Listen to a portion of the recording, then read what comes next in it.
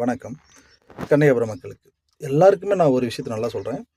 அதாவது கன்னியாகுமரின்றது எங்களுடைய கிராமம். இந்த கிராமத்துலலாம் எங்களுக்குள்ள அடிச்சுக்கிறோம், பிடிச்சிக்கிறோம் அதெல்லாம் கண்டிப்பாக இருக்கும். சரிங்களா? அதெல்லாம் யாரும் மாற்ற முடியாது. இது என்னுடைய தொன்று தொட்டு வர்றது சண்டை, சாடின்றது அது அப்புறப்பட்ட விஷயம்.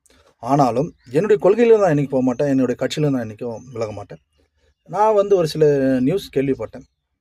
எனக்கு நான் என்றைக்குமே மற்றவர்களையோ, மாற்று மக்களையோ எத்தையும் நான் தப்பா நாங்களும் சொல்ல மாட்டோம்.